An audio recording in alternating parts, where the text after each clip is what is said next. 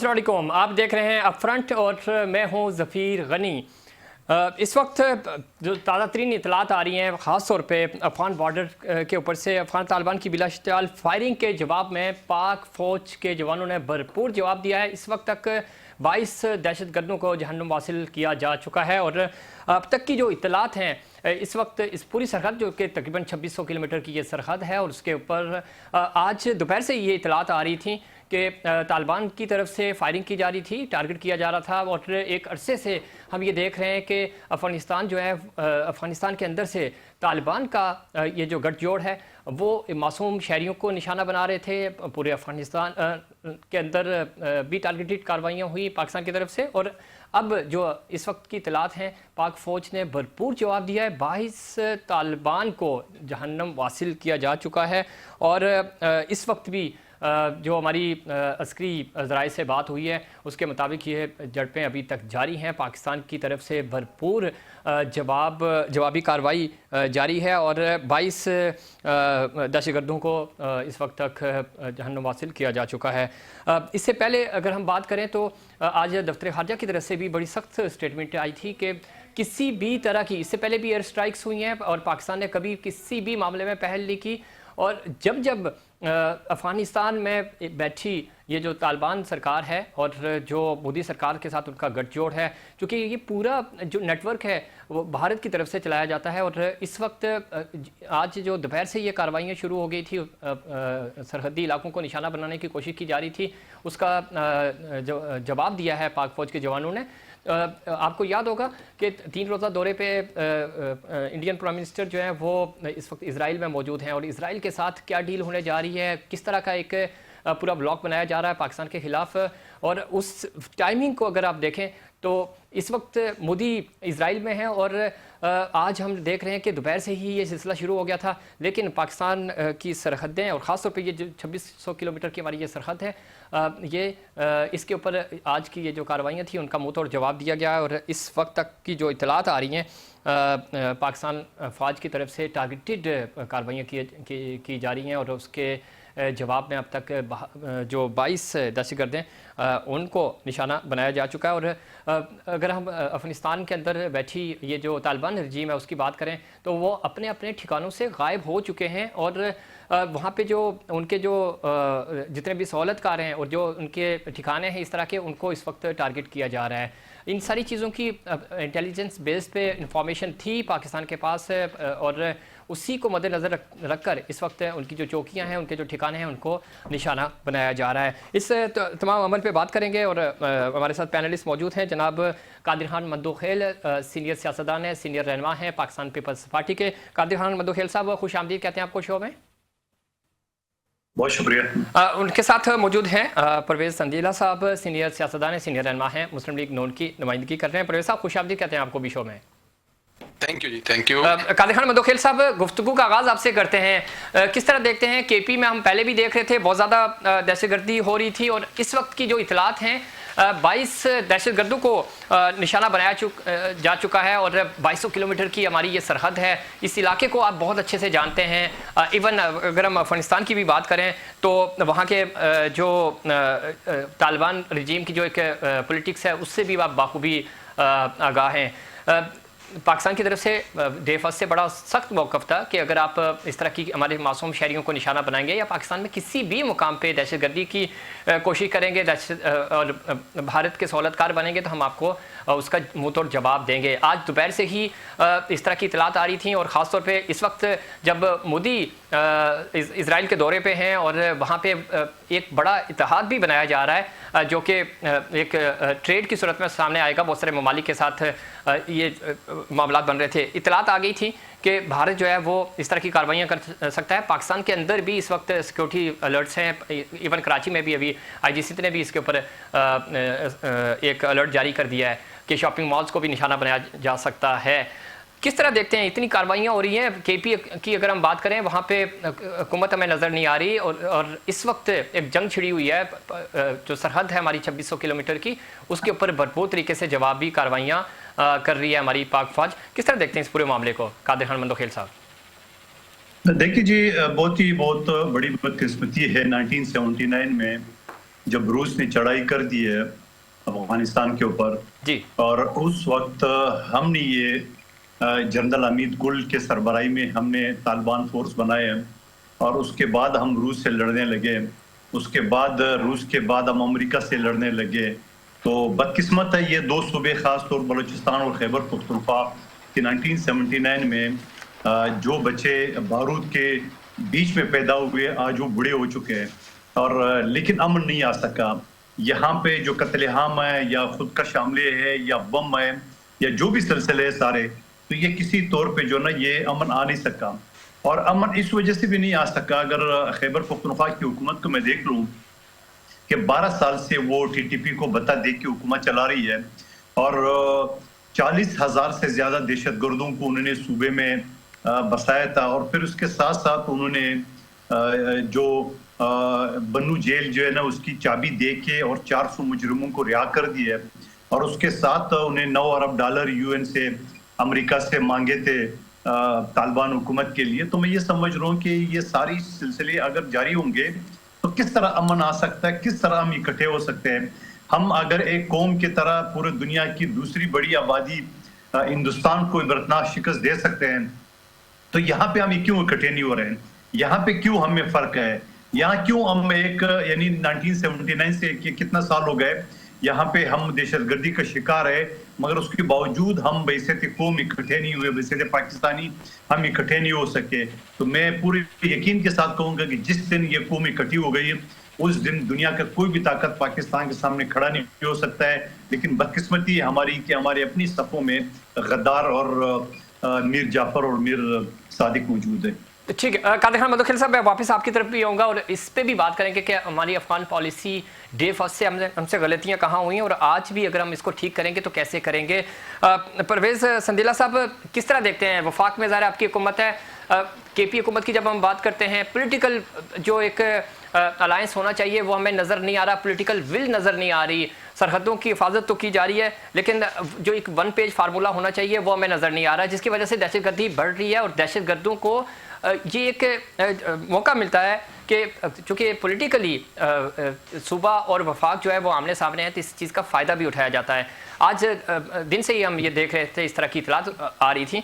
अब पाक फ़ौज के जवान इसकी भरपूर जवाबी कार्रवाई जवाब दे रहे हैं।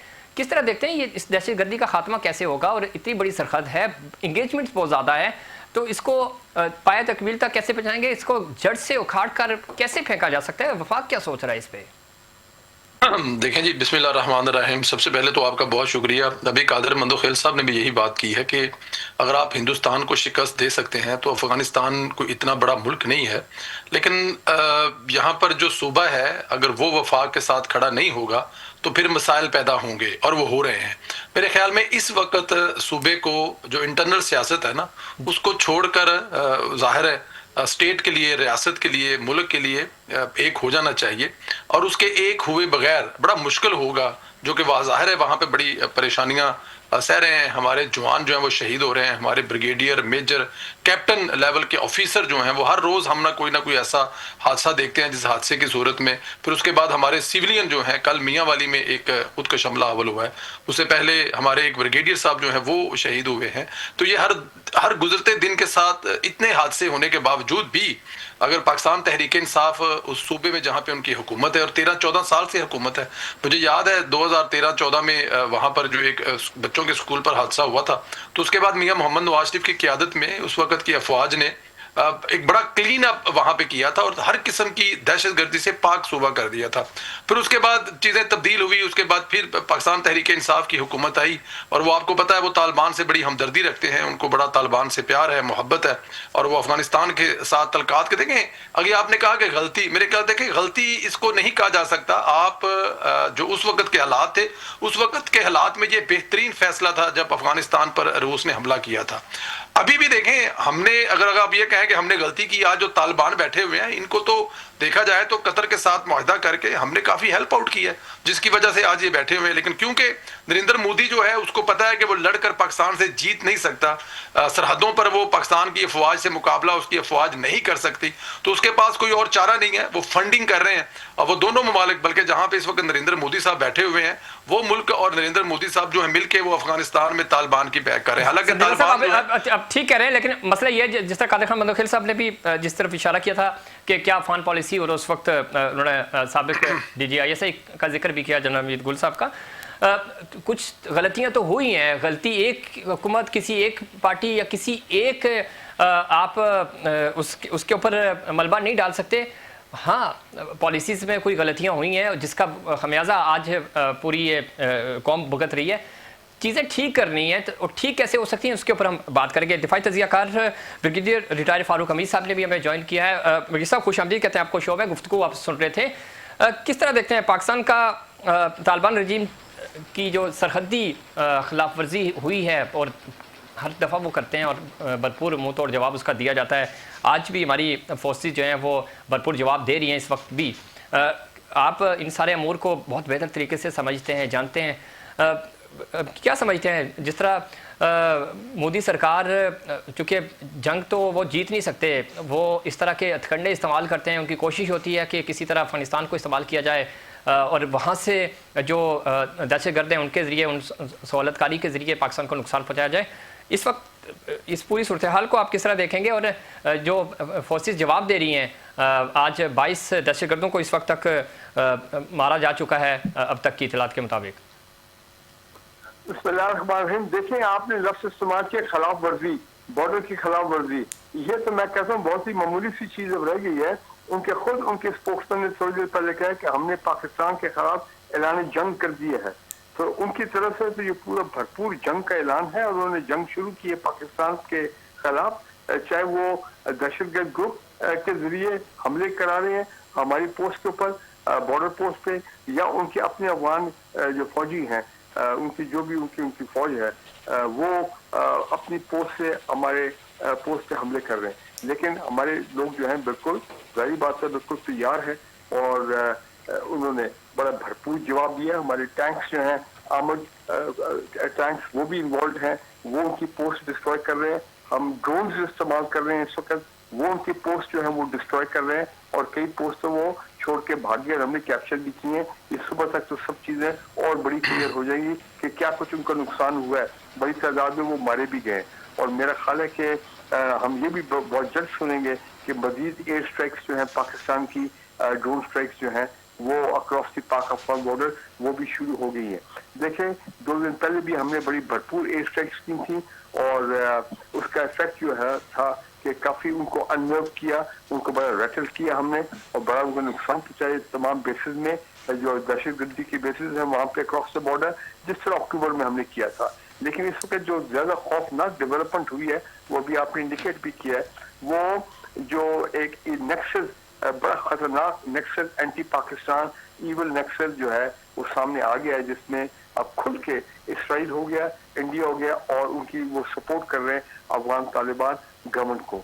तो लिहाजा मैं समझता हूँ इसकी टाइमिंग बड़ी इंपॉर्टेंट है कि ऐसे वक्त पे जब मोदी वहाँ पे है और वो पाकिस्तान के खिलाफ और मुसलमानों के खिलाफ तकरीरें हो रही हैं, तो अफगान तालिबान को उन्होंने शायद दी है और उनको जाहिर बात है कहा पूरी तैयारी के साथ। ब्रिगेडियर साहब, इसमें कोई शक नहीं, शय उनको आज तो नहीं मिल रही ना, इससे पहले भी देते रहे और हमेशा देते रहे, पाकिस्तान के खिलाफ उन्होंने इस्तेमाल किया। देखिए ना, बात खुल के हो गई है। पहले तो लोग कहते थे नहीं जी नहीं, इसराइल का आपके पास क्या सबूत है, जो पिछले साल जंग हुई थी। एग्जैक्टली, मैं उसी तरफ आ रहा हूँ कि इस वक्त तो मोदी वहाँ पे मौजूद हैं और वो एक इत्तेहाद बनाने जा रहे हैं, ट्रेड करेंगे पाकिस्तान के खिलाफ। और इससे भी बड़ी बात, अभी भी सॉफ्ट कॉर्नर क्यों है लोगों को? पाकिस्तान में बैठे लोग जो हैं अभी भी नरम गोशा रखते हैं तालिबान के खिलाफ और इन दहशतगर्दों के खिलाफ। नहीं, अब नरम गोशी की तो गुंजाइश ही कोई नहीं रही है जी। उन्होंने तो वो तो इंडिया के गोद में जाके बैठ गए। उनको इसराइल भी अब सपोर्ट कर रहा है, उनको हथियार भी मिलेंगे। वो $7 अरब के अमरीकी हथियार जो छोड़ गए थे वो इस्तेमाल किए जा रहे हैं, चाहे अफगानिस्तान के अफगान तालिबान की अपनी फौज हो, लोग हो, या फिर ये दहशतगर्द ग्रुप। तो लिहाजा ये सब लोग मिलेंगे आपस में और उनका मकसद यही है कि पाकिस्तान को पूरा आर्म फोर्सेस को एंगेज करो और जितना अफरा तफरी मिल सकती है पाकिस्तान में वो डिस्टेबलाइज करना उनको किया जाए। और यहाँ पे एक बड़ी अच्छी बात की थी हमारे एक मोहतरम गेस्ट ने कि देखें जब ऐसा वक्त होता है कि एक्चुअली जब ऐलान जंग आप पे हो जाए और हम अब भरपूर जंग का जवाब दे रहे हैं तो सिर्फ फौज का काम नहीं है जंग लड़ना, उस वक्त पाकिस्तान की तमाम पॉलिटिकल पार्टी उनको चाहिए सियासत को साइड पे करें, ठीक है ना, ये खासकर केपी के अंदर, और सब इकट्ठे हो जाए अपना फौज की मुसल्ला फौज की सपोर्ट में, क्योंकि जब आप नेशनल यूनिटी शो करेंगे और खासकर मैं केपी के वाले से बलूचिस्तान के वाले से मैं बात कर रहा हूँ तो दुश्मन को मैसेज जो है बड़ा स्ट्रॉन्ग जाएगा कि जनाब ये यूनाइटेड होके आए। और हमने देखा है जब भी पाकिस्तानी कौम यूनाइटेड होके इन्होंने हमने कोई जंग लड़ी है या मुजाहमत की है किसी दुश्मन की तो कामयाबी हमेशा हमारी हुई है। तो मेरा ख्याल इस वक्त ये है इसमें कोई शक नहीं ब्रिगेडियर साहब, जब भी पाकिस्तान पे इस तरह का कोई वक्त हुआ पूरी कौम एक आवाज़ होकर अपने अफवाज के साथ खड़े रहे शाना बशाना, और ये कोई ज़्यादा दूर की बात नहीं है। अभी इंडिया पाकिस्तान के खिलाफ जो जंग हुई उसमें भी जो डिजिटल के ऊपर जिस तरह पाकिस्तान की नौजवान नस्ल ने ये जंग लड़ी और जिस तरह ऑन ग्राउंड और फ्रंट लाइन पे पाकिस्तान अफवाज ने लड़ी वो दुनिया उसकी मोतरीफ है और आज तक उसकी तारीफ हो रही है। कादिर खान मंदोखेल साहब, इस रीजन को आप बहुत अच्छे तरह से जानते हैं, समझते हैं। चतराल हो, हैबर हो, महमद हो, कुरम एजेंसी हो, बाजोड़ हो, ये वो एरियाज़ हैं जहाँ पे टारगेट किया गया है और इस वक्त वहाँ से जवाबी कार्रवाई हो रही है पाकिस्तान की तरफ से। किस तरह देखते हैं, क्योंकि ये सरहदी मामला ऐसा है कि दोनों तरफ जो कि अवाम है, अवाम बेचारे बेकसूर हैं, चंद दहशतगर्द हैं जिनकी वजह से ये पूरी मैं पहले भी जिक्र कर चुका हूँ, ये 2600 किलोमीटर की हमारी सरहद है, तो लोगों को, आम आवाम को नुकसान होता है। अवामी नुमाइंदे हैं आप, तो कैसे देखते हैं कि लोगों को कैसे रेस्क्यू किया जा सकता है ताकि डैमेज भी कम हो सके? और जो उन्होंने एक नेटवर्क बनाया हुआ है, जो टॉप लीडरशिप है ये तालिबान रिजीम की, वो तो अपने ठिकानों से खाली छोड़ के सेफ जोन में गए हुए हैं, तो कैसे ये मैनेज किया जा सकता है और नुकसान भी कम हो? और दूसरा ये कि ये जो इनके सरकर्दा रहनुमा हैं उनको भी निशाना बनाया जा सके। देखिए, मैं फिर दोहरा रहा हूँ कि माजी की जो गलतियां हमने की है उस गलतियों के लिए सर जोड़ के हमें बैठना पड़ेगा। और मैं ये कहूँगा कि ये मसले का हल नहीं है कि उन्होंने फायर कर दी, हमने फायर कर दिए, उन्होंने हमारे 2 मारे, हमने उनके 10 मारे, ये हल नहीं है। और पायदार हल उसका ये है कि चारों सूबों को, वज़ीर आला को, सियासी क़यादत को एक पेज पे आना पड़ेगा, एक जगह बैठ के सर जोड़ के और लकीर खींचना चाहिए कि मेरे साथ हो या किसी और के साथ हो, चाहे कोई भी पार्टी हो, कोई भी सूबा हो, इसके बगैर कोई हल नहीं है। देखिए, बात ये होता है ना, जो आपने तालिबान के बारे में बात की है, तो इसी तरह हमारे जो सूबों के जो वज़ीर है, वज़ीर आला है, वो भी तो महफूज जगह पे बैठे हुए हैं। मरेंगे तो आम आवाम, मरेंगे तो गरीब लोग रमजान के महीने में। और फिर जैसा आपने बताया कि कराची में भी खतरा है, पंजाब में भी देखो कल बकर में हमला हुआ, तो हर जगह मरेंगे तो आवाम, सियासी लोगों को तो कुछ नहीं होना है, बड़े बड़े लोगों को तो कुछ नहीं होना है। तो मैं ये समझ रहा हूँ कि 1979 से ये 2 सूबे बदकिस्मती से नुकसान तो सिंध और पंजाब को भी हुआ है, मगर ज्यादातर नुकसान तो पख्तूनख्वा और बलूचिस्तान को हुआ है। 1979 से कोई सुकून की जिंदगी नहीं देखी उन्होंने, और एक मर्तबा फिर दोबारा उस जंग की तरफ जा रहे हैं। और वो जंग जो जो जो जो न मुझे पता है ना आपके गेस्ट को पता है कि उसका एंड कब होगा।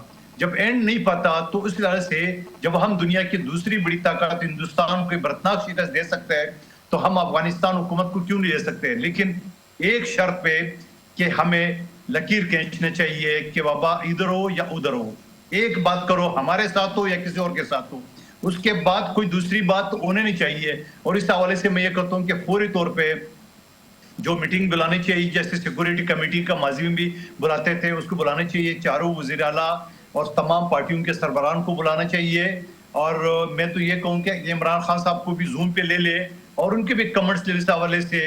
ये जो जाती मसले हमारे आंख का, इलाज का, जेल का, फलाना, वो एक तरफ रखे, कौम का और मुल्क का सोचे। कादिर खान मंदोखेल साहब, बहुत अच्छी बात आपने की, अच्छी तजवीज़ भी है। इसी पे पॉइंट ऑफ व्यू भी लेते हैं पाकिस्तान तहरीक इंसाफ का भी। अहमद ओवैस साहब ने हमें ज्वाइन किया, सीनियर रहनुमा हैं पाकिस्तान तहरीक इंसाफ के। संदेला साहब मैं आपकी तरफ आऊँगा, लेकिन उनको भी गुफ्तगू में शामिल करते हैं। बहुत शुक्रिया वैसे साहब, आपने प्रोग्राम में वक्त दिया। किस तरह देखते हैं, कादिर खान मंदोखेल साहब भी जिक्र कर रहे थे, आपकी नॉलेज में भी है, पाकिस्तान इस वक्त पाकिस्तान के अफवाज जो हैं वो भरपूर जवाब दे रहे हैं। तालिबान रजीम की ये जो आज दिन से ही कार्रवाइयाँ हो रही थी उसका भरपूर जवाब इस वक्त दिया जा रहा है। 22 एहलकारों को इस वक्त मारा जा चुका है। एक पेज की बात हो रही है, ये किसी एक सूबे का मामला नहीं रहा, ये पाकिस्तान का मामला है, पाकिस्तान की सरहदों का मामला है। कैसे रिस्पॉन्ड करना चाहिए? और पॉलिटिकल विल हो कि आम आवाम अफवाज के साथ खड़े होंगे तो ही हम ये जंग जो है वो जीत पाएंगे। वैसा देखिए, बात यह है कि हमने अभी तक उसकी रूट कॉज को पकड़ने की कोशिश नहीं की, समझने की कोशिश नहीं की, और ये भी हमने ये भी समझने की कोशिश नहीं की कि ये दुश्मन का प्लान क्या है, कैसे घेर रहा है पाकिस्तान को। वो देखिए, आप ये ध्यान में रख लें कि जो इस वक्त ईरान के साथ अमेरिका जो कुछ कर रहा है, अमेरिका ग्रेटर इजराइल है। इजराइल और इंडिया की लेटेस्ट जो अभी आज की तारीख तक की जो शदीद किस्म की गठजोड़ जो अभी हो गई है, आपने देखी है वो? जी। और उसकी डिटेल जो अल जजीरा में और सारी जो आई है कि क्या क्या कुछ वो करते रहे हैं, किस तरह सपोर्ट करते रहे हैं। ये गजा के मामले के अंदर भी वो इजराइल को कैसे सपोर्ट किया। उनका प्लान ये है कि वो ईरान को भी बीच में से उनको एक जो इस वक्त रेजिस्टेंस है, सिर्फ ईरान की रेजिस्टेंस है, उसको भी खत्म करें। और उन्होंने तालिबान के साथ भी, अफगानिस्तान के साथ भी इंडिया के साथ मिला के रवाबत बनाए हैं। इस वक्त इसमें अहमद अवैस साहब बिल्कुल ठीक कह रहे हैं। और ये अल जज़ीरा ने रिपोर्ट किया, उन्होंने ये भरपूर इंकशाफात किए और ये हकीकत भी है। आपसे पहले ब्रिगेडियर फारूक अमीद साहब भी इसका जिक्र कर रहे थे। लेकिन मसला ये कि हम बीइंग पाकिस्तानी और जो पाकिस्तानी स्टेक होल्डर्स हैं, हमने देखे 20 बीइंग पाकिस्तानी, हमने सिर्फ ये दिखाने के लिए कोशिश की कि हम बहुत कुछ कर सकते हैं। हम क्योंकि एक आदमी के फर्द वाहिद के हाथ में जब आप इख्तियार दे देंगे तो वो गलतियां भी करेगा, उसको गलतियों को भी बचाने के लिए वो ताकत इस्तेमाल करेगा। हमने ये गलती की हुई है। यहाँ पे जब पार्लियामेंट का मतलब क्या होता है कि एक से ज्यादा जहन जो है वो बैठते हैं, मुल्क के मुतालिक सोचते हैं और उसके मुताबिक निज़ाम हुकूमत को चलाया जाता है। बिल्कुल ठीक है उसकी जी। वैसे अभी मंदोखेल साहब ने भी ये तजवीज़ दी है कि तमाम स्टेक होल्डर्स को ऑन बोर्ड लिया जाए और हमें एक नेशनल पॉलिसी बनानी चाहिए। इस अमल को या इस तजवीज़ को आप किस तरह देखते हैं? देखिए ना, मैं आपको यही तो कह रहा हूँ, उसको हमने वो कैसे पॉलिसी बनेगी, उसकी बुनियाद क्या होगी पॉलिसी? हम तो सिर्फ परफॉर्मेंस दिखाते हैं कि देखो जी हमने गोलियां मार दी और हम लड़के हम जीत गए। वो हमें फंसाना चाह रहे हैं। हम ये नहीं समझ रहे हैं कि ये मिलके ये बड़ी ताकतें जो हैं ये पाकिस्तान को अफगानिस्तान में फंसाना चाह रहे हैं परमानेंटली। और ये इंडिया चाह रहा है। इंडिया हमसे मार खा चुका होगा, वो कभी आके हमारे साथ लड़ेगा नहीं। वो अफगानिस्तान के रास्ते उसको ताकत देगा, उसको पैसा देगा और इजराइल भी उसको सपोर्ट देगा और अमेरिकन भी उनको सपोर्ट कर रहे हैं और ये मिलके हमें फंसा रहे हैं वहां पर। हमने इसके मतलब कोई जो पाकिस्तान में आएगा, जाहिर है हमने ताकत से उसका मुकाबला करना है, उसको खत्म करना है, मारना भी है और हमने सरहदों की हिफाजत करनी है। लेकिन एट द सेम टाइम हमें कोई ज़हन भी डिप्लोमेसी भी इस्तेमाल करनी है कि इसको रोकने का भी कोई ये हमारी लैप्स हुई है पॉलिसी के अंदर, जिसकी वजह से इंडिया करीब आ गया उनके। हमारे अफगानिस्तान से तो हमारे ताल्लुकात पहले बेहतर थे, क्यों उनको करीब आने दिया? हमने सोचा क्यों नहीं इसके मुतालिक? बिल्कुल ठीक कह रहे हैं आप। इस पे फारूक अमीद साहब का पॉइंट ऑफ व्यू भी लेते हैं ब्रिगेडियर साहब। और संदेला साहब पुलिस साहब, क्या वो भी हमारे साथ लाइन पे? जी संदेला साहब, पहले आपका पॉइंट आ जाए फिर मैं ब्रिगेडियर साहब की तरफ जाऊंगा। एक नेशनल पॉलिसी जिस तरह मंदोखेल साहब ने भी जिसका जिक्र किया और अभी वैस साहब भी बात कर रहे थे, ये इमीडिएटली हमें करनी होगी। आपको सानिया APC जो पेशावर हुआ था पब्लिक स्कूल का, आर्मी पब्लिक स्कूल का, उसके बाद फौरी तौर पे तमाम क़यादत इकट्ठी हुई। हमने देखा कि धरना भी कॉल ऑफ हुआ। इमीडिएट एक्शन लिया जाए ताकि कौम और पॉलिटिकल लीडरशिप इकट्ठी हो, अफवाज के साथ खड़ी हो और हम इस जंग से बाहर आ सकें। देखिए, अभी आपने अहमद अवैध साहब से बात की है, उन्होंने सारी बातें की हैं, बट उन्होंने देखें एक मुल्क हमारे खिलाफ ऐलान जंग कर चुका है जी। ये आपके सामने है कि उन्होंने बाकायदा तौर पे ऐलान जंग किया है पाकिस्तान के खिलाफ, लेकिन अहमद अवैध साहब जो हैं वो अभी तक भी वहीं पे फंसे हुए हैं कि एक इंसान के हाथ में सारे इख्तियार दे दिए हैं, और वो जाहिर है उनका जो इशारा है वो फील्ड मार्शल की तरफ है, लेकिन मेरे ख्याल में उसी यार आप मेरी बात सुन लेना, आप उम्र के उस हिस्से में आपकी तरफ आएंगे, आप मेरी बात सुन ले, जब मैं बात मुकम्मल कर लूंगा आप कर लीजिएगा, मैंने आपकी तरफ बात की है। जी जी प्लीज। तो उनका जो इशारा है वो जाहिर है फील्ड मार्शल की तरफ से है, और फील्ड मार्शल ने मेरे ख्याल में अगर वही फर्द वाहिद हिंदुस्तान से अपने से 10 गुना बड़े दुश्मन से आपको तो वो हिंदुस्तान से भी डरा सकता है। कावड़ जो अमन में है, वो जो अभी मेरे भाई ये बात कर रहे थे, ये है इनकी पार्टी है, इनका सरबराह है। देखिए ना कि एक मुल्क आपके खिलाफ ऐलान जंग कर रहा है, लेकिन इनके मुंह से एक लफ्ज उनके खिलाफ नहीं निकला। ये अभी भी कह रहे हैं कि हमारे तो हिंदुस्तान अफगानिस्तान तलकात बड़े अच्छे हुआ करते थे, वो तो बड़े अच्छे हैं। ये अभी भी जिम्मेदार अपनों को ठहरा रहे हैं, ये अभी भी जिम्मेदार आप अपने ही मुल्क के लोगों को ठहराए जा रहे हैं। अफगानिस्तान के बारे में इनके मुंह से एक लफ्ज नहीं निकलेगा, और यही कुछ इमरान खान साहब किया करते थे। आपको याद है 2019 में जब इंडिया ने हम पर हमला किया था, जब इंडिया ने हम पर हमला किया था, तो तब भी क्या इमरान खान साहब उस वक्त की अपोजिशन के साथ बैठे थे? नहीं बैठे थे, फील्ड मार्शल को चेयर करनी पड़ी थी। तो ये जो माइंड सेट है ना पाकिस्तान तहरीक इंसाफ का, कि किसी भी सूरत में इन्होंने पाकिस्तान के साथ नहीं खड़ा होना, इन्होंने अब देखे ना, होना तो ये चाहिए था कि जब अफगानिस्तान की तरफ से ऐलाने जंग किया गया था, तो केपी के हुकूमत के भी जो स्पोक पर्सन है वो सामने आते हैं और वो कहते हैं कि हम लोग अपने तमाम तर इख्तिलाफात खत्म करके एक जगह पे खड़े हैं। पाकिस्तान एक जगह पे खड़ा है और अफगानिस्तान का भरपूर मुकाबला करेगा और भरपूर जवाब देगा। हम अपनी अफवाज के साथ हैं, हम एक कौम हैं, हम किसी भी तरह से अफगानिस्तान को मतलब किसी तरह से ये बर्दाश्त नहीं कर सकते कि वो हमारी सरहदों में आए, हमारे मुल्क में। मैं ब्रिगेडियर साहब के पास जाने से पहले मैं अहमद अवैध साहब, आप मजम्मत नहीं करते क्या? ये सदिल्ला साहब कह रहे हैं कि ये तो जिस तरह अंदाज में गुफ्तगू कर रहे हैं ना, ये तो अपनी लॉयल्टी किसी को दिखाने की कोशिश कर रहे हैं। ये पाकिस्तान के हमदर्दी की बात नहीं कर रहे हैं। अंदाजा करें जरा एक मिनट।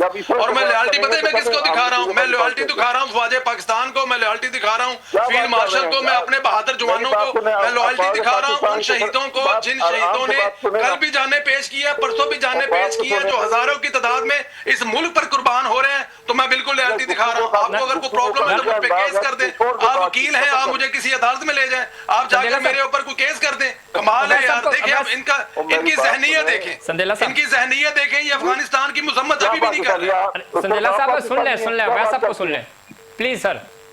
क्या देखिए ये कुछ तरीका बात करने का, ये मुझे बताएं आप। क्या ये सारे मुल्क में ये सर ये पाकिस्तानी है, ये मुहिब वतन है? और क्या मुहिब वतनी ये है जो कुछ हो रहा है इस वक्त? सिर्फ आपने पाकिस्तान की आइडियोलॉजिकल फ्रंटियर को खत्म कर दिया। ये मुहिब वतन क्या बातें कर रहे हैं आप? वैसा वो एक ही बात कह रहे हैं, शायद आप उनकी ऑडियो नहीं सुन पा रहे। वो कह रहे हैं कि आप मजम्मत क्यों नहीं कर रहे? मैं मजम्मत की बात तो मजम्मत और बहुत सारी बातें मजम्मत तो हमेशा ही करते हैं हम, लेकिन जो गलतियां की हैं वो आपने सुना है। वो शेक्सपियर ने क्या कहा था? The evil that men do live after them, good is oft entered with their bones। जो गलतियां की हैं वो भुगत रहे हैं, हम बैठकर सफर कर रहे हैं, पूरा ये गरीब आवाम सफर कर रही है। सर ये बिल्कुल अफगानिस्तान की जुबान बोल रहे हैं, ये उनके नुमाइंदे हैं, ये कभी मजम्मत नहीं करेंगे। आप किस चीज से नुमाइंदगी कर रहे हैं? मैं पाकिस्तान की नुमाइंदगी कर रहा हूँ, पाकिस्तान की नुमाइंदगी कर रहा हूँ। सुनिए मेरी बात सुने जी। आप फौज की नुमाइंदगी कर रहे हो ना, तो आपको पता होना चाहिए कि फौज का ओथ क्या है। कभी गौर किया आपने?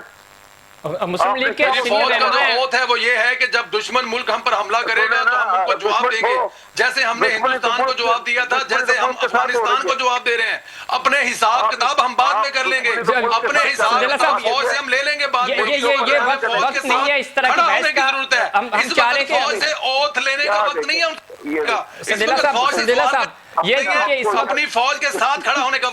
और खुदा के लिए ये मुल्क की दुश्मनी हो रही है कि ये दोस्ती ये वक्त नहीं है इस तरह की बहस का। मैं कंस्ट्रक्टिव बात करनी चाहिए ताकि हम आगे बढ़ सकें और कुछ आवाम तक सही इंफॉर्मेशन भी दे सकें और एक अच्छी हेल्दी डिबेट होनी चाहिए। वक्त हुआ कमर्शियल ब्रेक का। ब्रेक से वापस आएंगे, मज़ीद मेहमान हमारे साथ मौजूद हैं और बात करेंगे कि इस दहशतगर्दी का खात्मा कैसे मुमकिन होगा, लेकिन उससे पहले कमर्शियल ब्रेक।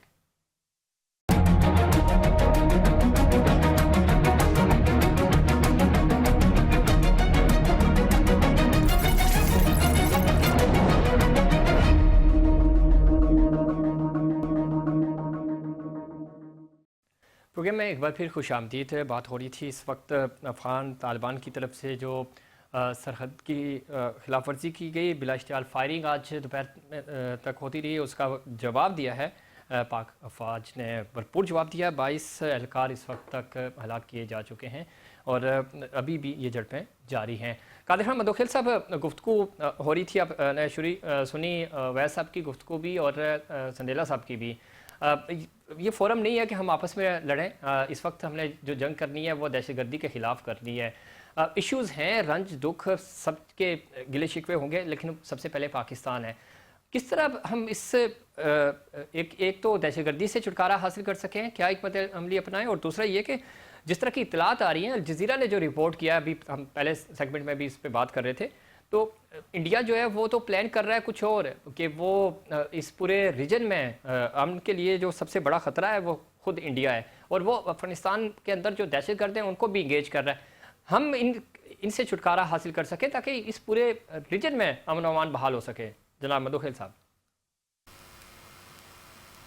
देखिए, आपका जो ख्याल है या आपकी जो सोच है या आपका जो मशवरा है वो नाकाम उस वक्त भी है जब एक चैनल पे आप दो मेहमानों को इकट्ठे नहीं कर सकते और दो मेहमानों की बात को आप मुतफिक नहीं कर सके, तो पूरे कौम को, पूरे पाकिस्तान को इकट्ठे कैसे करेंगे। जो बैनुल-अक़वामी अखबारात है वो तो ये भी न्यूज़ बता रहे हैं कि मदोखेल साहब, कथा कलामी माफ, यही वो इशू है ना कि हम डिबेट के बजाय हम लड़ रहे हैं आपस में, चाहे पार्लियामेंट्री फोरम हो, चाहे मीडिया फोरम हो, चाहे डिप्लोमेसी हो आपकी, चाहे पब्लिक फोरम हो।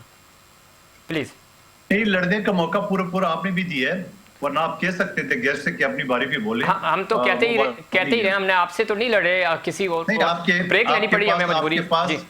आपके पास तो माइक बंद करने का भी बटन होता है, तो इतना मासूम ना बने। लेकिन इस तरह जो ना हमने कौम के सामने एक इत्तेफाक पैदा करना है और हमने एक चाह के यकीनन आपका चैनल हिंदुस्तान में भी देखा जाएगा, अफगानिस्तान में भी देखा जाएगा, तो वो फिर क्या सोचेंगे कि अब ये इकट्ठे नहीं हो सके। आज 79 से लेके अभी तक हम जंग की हालत में है, पता नहीं ये अमन कब होंगे। हम तो बच्चे थे, ये 79 शुरू हुआ, अब बूढ़े हो गए और पता नहीं अगले नस्ल भी यही देखेंगे कि नहीं। लेकिन सवाल ये इन सारी चीजों का, मैं दोबारा ये कहूंगा कि फौरी तौर पे कल इमरजेंसी में ज्वाइंट सेशन का खिताब जो ना इजलास तो ऑलरेडी 2 तारीख को है, बल्कि उससे पहले कल ही शाम को बुलाना चाहिए। पिछली असम्बली जहां में हिस्सा था उस वक्त भी बाकायदा ज्वाइंट सेशन बुलाया गया और ज्वाइंट सेशन में मौजूदा फील्ड मार्शल आर्मी चीफ थे, उन्होंने ब्रीफिंग दी है, ISI चीफ ने ब्रीफिंग दी है।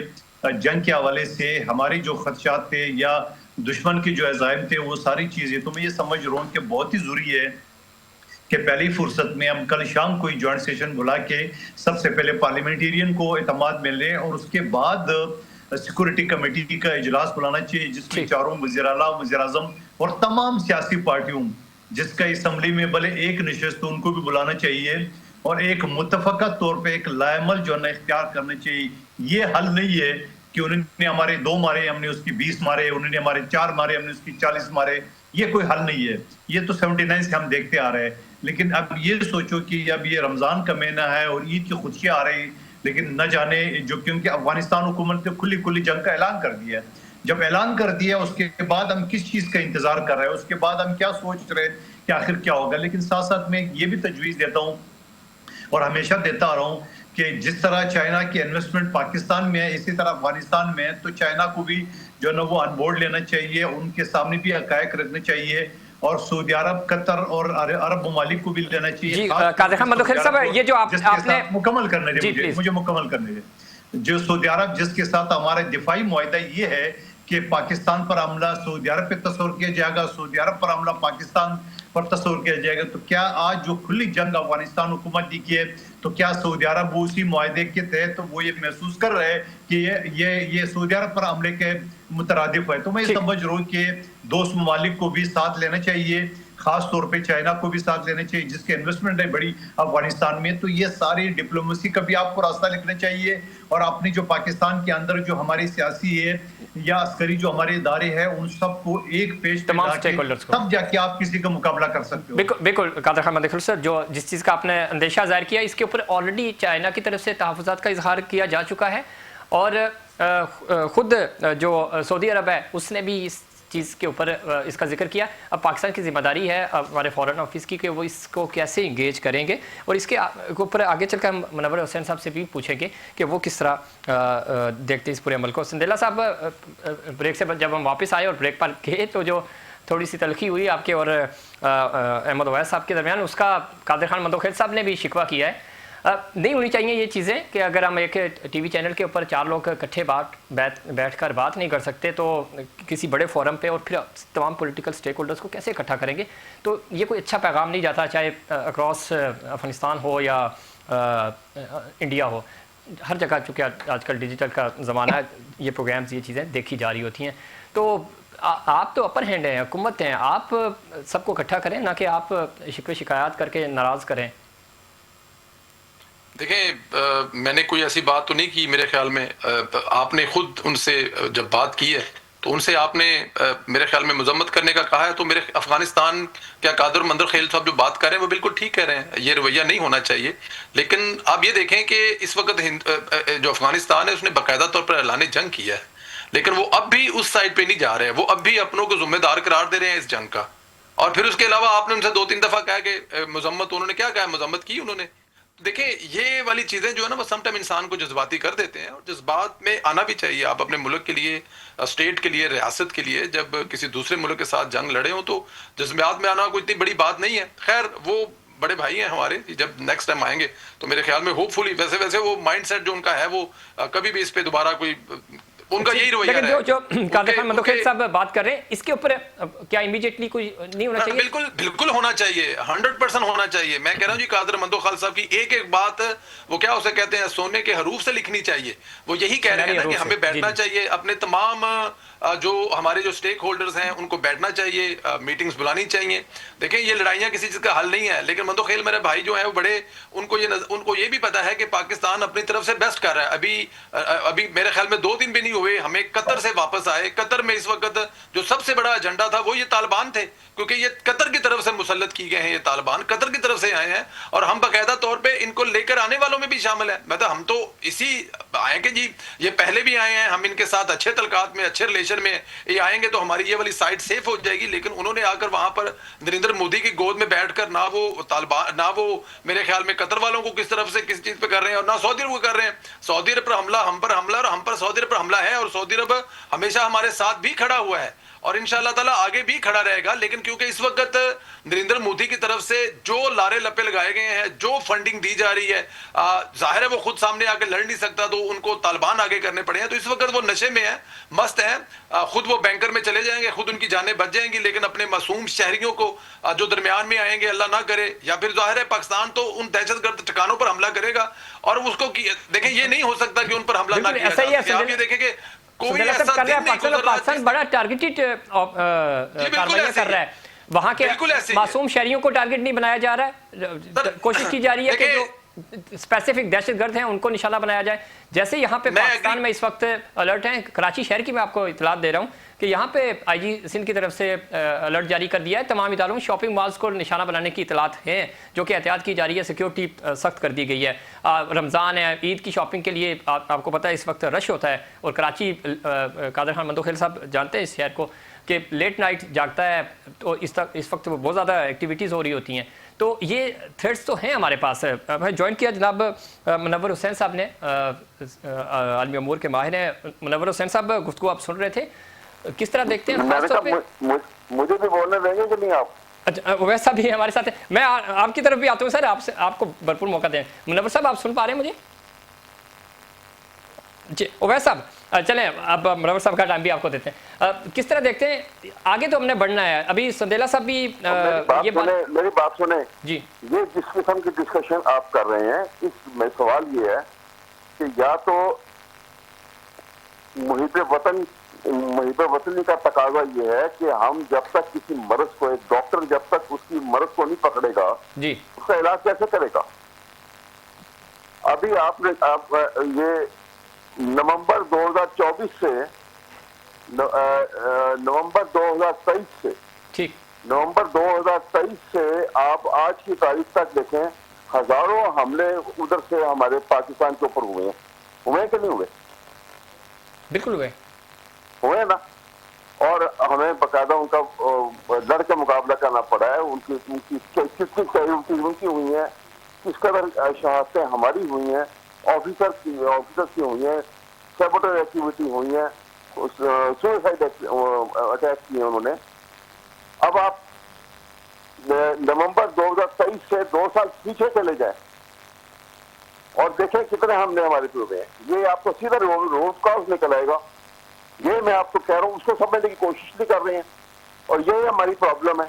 क्योंकि हम छोटी छोटी बातें करके एकदम से चाह रहे हैं कि हम अपने नंबर बना लें।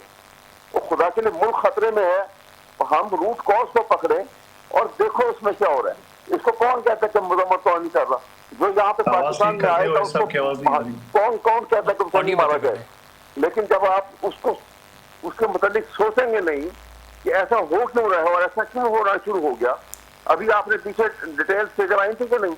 पता नहीं 3,000 के 3,500 हमले पाकिस्तान से हुए हैं ये नवंबर 2023 से लेके अब तक। ये आपकी अपनी फिगर है। अहमद वैसे आप बिल्कुल दुरुस्त कह रहे हैं। बात ये हो रही थी कि अभी जो तेजी आई है पिछले 2-3 दिनों से और खास तौर पे आज दोपहर से जो कार्रवाइयाँ हो रही थी उसका मुंहतोड़ जवाब अभी दिया गया। इस तनाजुर में जो कादर खान मंदोखेल साहब और संदिला साहब की गुफ्तगू भी शायद आप सुन पाए हैं ब्रेक के बाद, जो बात हुई कि अगर APC बुलाई जाती है, क्या पाकिस्तान तहरीक इंसाफ साथ खड़ी होगी ताकि इस वक्त इमरजेंसी सूरत हाल में रेस्क्यू किया जाए? खड़ी होकर सिर्फ और बात सुने, ये खड़ी होने का कोई फायदा नहीं। मैं क्यों नहीं खड़ी होगी? जब मेरी बात सुने, मैं यही तो कहता हूँ कि जब तो आप अगर ये आपने एक स्टैंडर्ड अगर मुहिब्बुल वतनी का ये बना लिया कि खड़े होकर तारीफें करो, तो ये मुहिब्बुल वतनी नहीं है। उन्हें खड़े होने की या बैठने की बात नहीं हो अहमद वैसा, फिर बात माजी में चली जाएगी कि कश्मीर का जब मामला बना था। मेरी बात सुने सर मेरी अर्ज सुने ना सर, मेरी अर्ज सुने कि उस वक्त तो कश्मीर के सफीर और वकील आप बने थे ना, तो उस वक्त भी तो चंद मिनट ही खड़े होते थे, तो उस वक्त तो मुहिब वतनी थी ना। मुहिब वतनी की कोई सर्टिफिकेट किसी को नहीं दे रहा, ना देने चाहिए। मैं पर्सनली इसका कायल नहीं हूं सर। मैं सुन रहे, मेरी बात सुन रहे सर, आपको मौका मिला, मेरा सवाल सुन रहे। हम सिर्फ ये चाह रहे हैं कि वतन समझती है जी और बाकी समझते हैं कि सारे मुल्क गद्दार हैं। सर कोई गद्दार नहीं और कोई मुहिब वतन नहीं है। बदलना पड़ेगा सर इससे, हाँ पैमाना बिल्कुल बदलना चाहिए। मैं सिर्फ ये कह रहा हूँ कि अभी जो आपके पास प्रपोजल आ रहा है इसके ऊपर अमल हो तो एक अच्छा रास्ता निकल सकता है। इसके ऊपर, इस इनिशिएटिव के ऊपर आप इसको वेलकम करेंगे या नहीं करेंगे? जी हम तो शुरू से कह रहे हैं कि गुफ्तगू भी करो, बैठ के बातचीत करो और मुश्तरका नया अमल बने, लेकिन इसके ऊपर कोई तैयार हो रहा है कि नहीं हो रहा तैयार? अल्लाह करे हो जाए, चूंकि वक्त भी खत्म है, मेरे पास 1 मिनट है। संदेला साहब गुफ्तगू आपने सुनी? अहमद ओवैस साहब ये कह रहे हैं कि बिल्कुल होना चाहिए, हम वो तो बात कर रहे हैं कि हमें मौका मिलना चाहिए बराबरी पे। ये बिल्कुल अहमद अवैस साहब जो है ना, माजी में हम लोग बचपन में पढ़ा करते थे, शायद सिराजुल दौला साहब थे, उनकी फौज लड़ रही थी, तो उस वक्त जो उनके कुछ कमांडर आए थे तो उन्होंने फौज में तनहाएं बांटनी शुरू कर दी थी।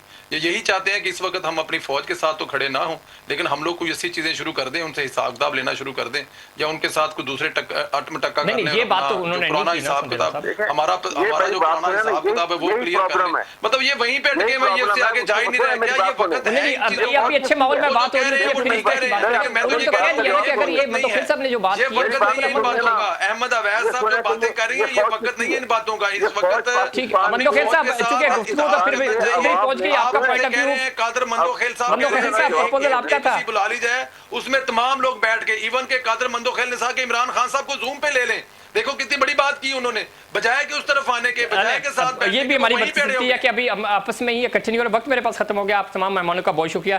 नाजरीन, पाकिस्तान के अफवाज इस वक्त सरहदों पे भरपूर नुमाइंदगी कर रहे हैं, पाकिस्तान की सरहदों की हिफाजत कर रहे हैं और यही उनकी कमिटमेंट है अपनी इस ड्यूटी के साथ, इस धरती के साथ, इस वतन के साथ। वो तो अपना काम कर रहे हैं, पॉलिटिकल विल भी हमें दिखानी होगी ताकि इस तरह की चीज़ें ना हो सकें। और पाकिस्तान के अवाम जिस तरह अपने अफवाज के साथ हैं, पॉलिटिकल स्टेक होल्डर्स भी पाकिस्तान के अफवाज का साथ दें। ये था हमारा आज का प्रोग्राम। उम्मीद करता हूँ दिगर प्रोग्राम की तरह आज का प्रोग्राम भी आपको पसंद आएगा। मुझे और अपफ्रंट की पूरी टीम को दीजिए इजाज़त। अल्लाह निगहबान।